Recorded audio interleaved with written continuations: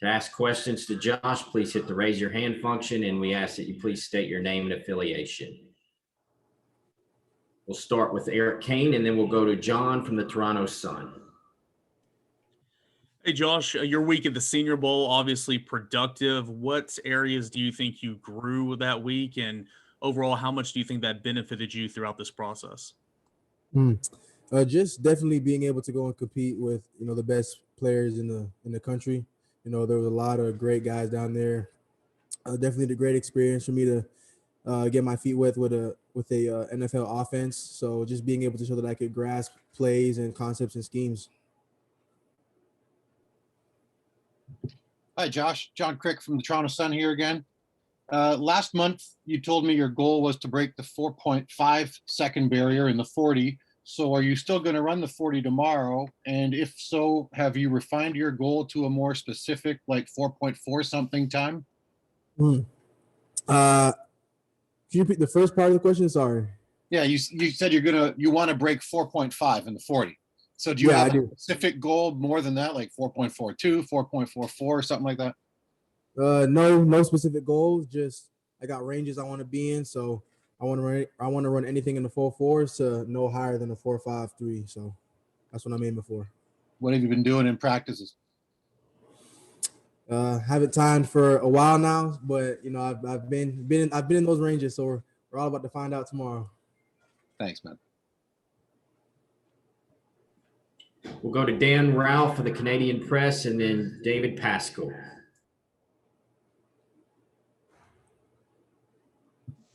Morning, Josh. Wanted to ask you what you thought about the process so far. I mean, we've talked a lot about this being a 3 or 4 month job interview. How have you dealt with the process, and how do you not get too high with the success and not get too low with whatever criticisms or things that you don't achieve that you want to? Just keeping my head down and going to work every day. Training at XPE, I was surrounded by a lot of great coaches, Anquan Bolden, Tony Villani, Matt Gates, and just around a group of guys that were ready to work. In terms of just not getting ahead of myself, I've never really been that type of guy to let the outside media get to me. I always try to focus on things I can improve on. The success will speak for itself eventually. So, I just go into every day trying to learn something new and just embracing the whole experience. Now, do you allow yourself to think about the NFL and playing in the NFL, or that happens after draft day? Of course, I visualize it all the time. That's been a dream of mine since a young age. But right now, it's just taking one step at a time. And, this next step tomorrow is a pro day and attacking the pro day. After that, it'll be, getting ready for an NFL camp. So that's what I have to focus on. Great. Thank you. Terrific. Thank you. Thank you. Josh, David Pascal down here in Chattanooga. Every year it seems like at the Senior Bowl, there are like a half dozen guys that do get a lot of attention all week. And as far as moving upward, and you were one of those guys, have you noticed kind of a increase in attention since the Senior Bowl as far as interest from teams? I honestly wouldn't know because, everything started to happen around the same time. So it wasn't as if I was getting having meetings or not. The Senior Bowl was first and everything came after that. So I couldn't really tell you if I felt things, increase or not. It's just I've definitely been busy, especially meeting with teams. I met with all the teams, all 32 teams at the Senior Bowl. So that was quite the experience, just being able to talk to those guys. Blake Topmeyer, then Gonzalo.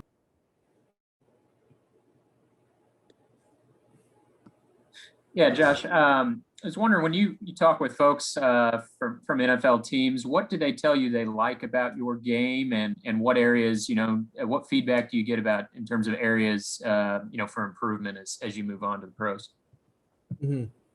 All the same things, just, my ability to get defenders moving, being able to stop, just improving my game, just running after the catch, that transition from run after catch, blocking techniques, and really just becoming a better overall player, honestly. And that's also, I feel like I got to improve on too. Just small improvements that will create big changes in my game.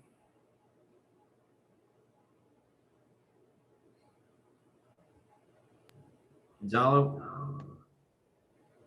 Hey, here Gonzalo from Argentina. I want to ask you, who is your role model at the professional level, and what do you like to watch from them? My favorite players would be Julio Jones and Devontae Adams. Julio Jones, really, I like to study how he comes off the ball, how he comes off screaming off the ball, how he's able to stop and transition in and out of cuts. Love the way he plays. And Devontae Adams, really, I love his releases, his route savviness, the way he gets defenders moving out their spot. So I study them a lot, day in and day out. David Ubben and Nick Hill. Josh, obviously you don't control the end like you would in recruiting, but how does this process compare to the recruiting process? I'd say it's the same. It's kind of the same, except I'm not making the decision at the end, like you said. The team is putting their trust in picking a player, picking a professional player that they want on their team and want to build. So in terms of the process, it's about the same. I feel like it's quite similar. Josh, last year, two of your teammates, Juwan Jennings and Marquez Callaway, went through the same process and are now in the NFL themselves as receivers. Have you reached out to them at all for any advice and potentially for what to look forward to in your rookie season as a receiver in the NFL? I talked to a lot of them, or two of them. I talked to both of them a lot last year, just seeing what it was like. And I got the same thing, just being in the playbook, just really understand what you're doing, what everybody else is doing, and just taking care of your body. It's a long season. You have to be able to sustain. John Wilkerson and Mateus. Josh, it's got to be really exciting to be going through this process. Trey Smith spoke to just a couple of moments where you think, goodness gracious, I'm now talking with teams that have either grown up watching or playing on Madden, different things like that. Did you have any moments for you like that as you started to talk to teams and have these conversations about moving to the next level? Personally, no, I haven't. I never grew up having a favorite team.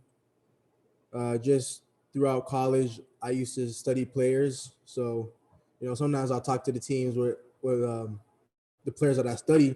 And then when I speak to them, I'm just, if I happen to get drafted to that team, it's like, dang, I'm going to be able to actually work in person with the guy that I study on film all the time. So that's what I look forward to eventually.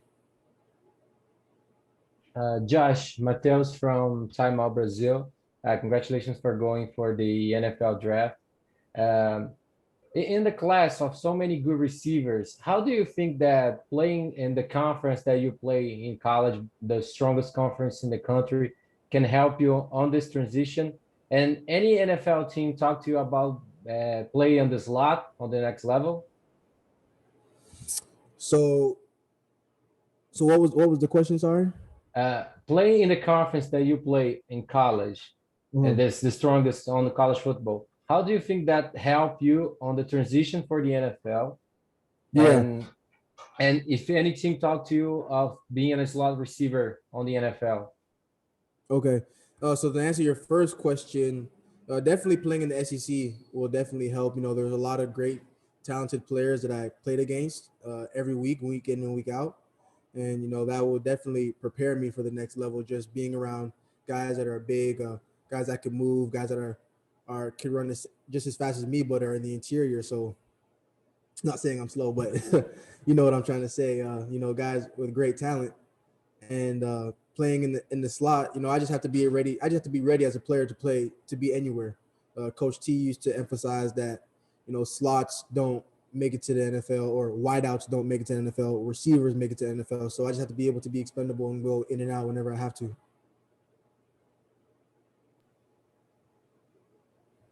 Back to John with the Toronto Sun and then Patrick Brown.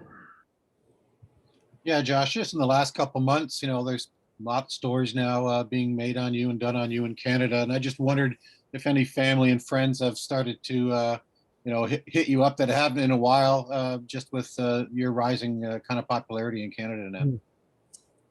Nope. No. Not really. Not really. Yeah. Just my mom calls me way more because I have way more time now that I'm not in school. So I'm able to talk to her a lot more. My parents a lot more now that I'm not as busy. But no, nobody out of the blue, out of the ordinary. Thanks. Hey Josh, Patrick Brown with 24/7 Sports. Couple questions. First of all, where have you been training over these past few weeks? And second of all, you kind of talked about playing in the SEC and playing against good competition. I think 3 of your 4 touchdowns this past season were against Alabama and Georgia, and on those plays you were matched up against some guys that are probably going to go pretty high in the draft. Are you showing those plays to teams and saying, hey, I can go against some of the best DBs that are going to be in this class, or kind of how are you going about some of those plays you made last season? When I explain them, I really just explain my process going into games, going into weeks, how I study defenders, how I have a plan during practices. At this point, just showing that I'm a pro, I'm a professional, just being able to read the defender and make plays when I have to. I work a lot to make those plays, and when they come, I can't say that I'm surprised that I made them because I worked so hard to make them. But now it's just being able to go and do it consistently on the next level. Last 2 questions for Josh, Dan Ralph, then Matt Ray.